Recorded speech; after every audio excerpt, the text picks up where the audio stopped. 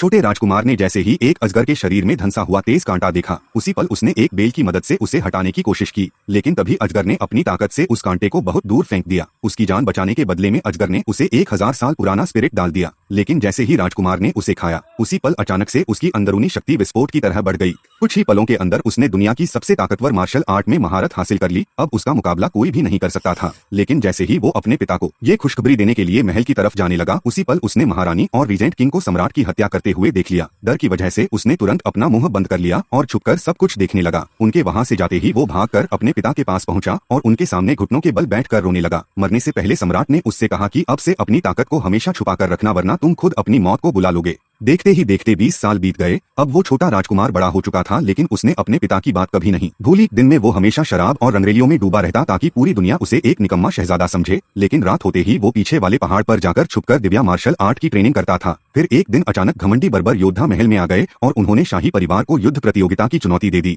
लेकिन शाही परिवार का कोई भी राजकुमार उनके एक वार्ड तक को नहीं रोक पाया। तभी दूसरा राजकुमार लड़ने के लिए आगे बढ़ा, लेकिन उसी पल सबसे बड़े राजकुमार ने उसका हाथ पकड़ लिया और कहा कि तुम मुझे नहीं हरा सकते भाई, इसलिए मत जाओ। लेकिन दूसरे राजकुमार ने गुस्से में कहा कि तुम खुद तो निकम्मे हो और अब मुझे भी डरपोक बनाना चाहते हो। इसके बाद वो तुरंत मंच पर चला गया। शुरुआत में ऐसा लग रहा था कि वो बर्बर योद्धा के सामने टिक जाएगा, लेकिन कुछ ही पलों के अंदर उसे जोरदार चोट लगी और वो बुरी तरह हार गया। ये देखकर पूरे महल में डर और निराशा फैल गई। सभी लोग कहने लगे कि शायद अब महान साम्राज्य का अंत होने वाला है। तभी आज की आखिरी उम्मीद लु कांग मंच पर उतरा। उसकी माँ ने उसका पेट ठीक करते हुए कहा कि यही मौका है खुद को साबित करने का। अगर तुम उसे उत्तरी बर्बर को हरा दोगे तो तुम महान शिया की नई उम्मीद बन जाओगे। इसके बाद लु कांग पूरे आत्मविश्वास के साथ मंच पर पहुंचा और उसने बर्बर योद्धा को लड़ाई की चुनौती दे दी। शुरुआत में लोगों को लगा कि इस बार जरूर जीत मिलेगी, क्योंकि लु कांग युवा पीढ़ी का सबसे ताकतवर योद्धा माना जाता था। उसकी स्पीयर तकनीक 5वें स्तर तक पहुंच चुकी थी, लेकिन लड़ाई शुरू होने के कुछ ही देर बाद उसका भाला भी बेकार साबित हो गया। वो बर्बर योद्धा उसकी हर चाल का जवाब दे रहा था। ये देखकर बर्बर योद्धा जोर जोर से हंसने लगा और उसने कहा कि महान शिया कमजोर लोगों से भरा पड़ा है, इसलिए आज के बाद ये जमीन हमारी होगी। तभी कुछ लोगों को एहसास हुआ कि पुराने सम्राट की मौत कोई हादसा नहीं बल्कि एक साजिश थी। सबसे बड़ा राजकुमार पिछले 20 सालों से सिर्फ बदले के लिए खुद को कमजोर दिखाने का नाटक कर रहा था। उसे सिर्फ सिंहासन नहीं बल्कि इतनी ताकत चाहिए थी जिससे वो पूरे रीजन को खत्म कर सके।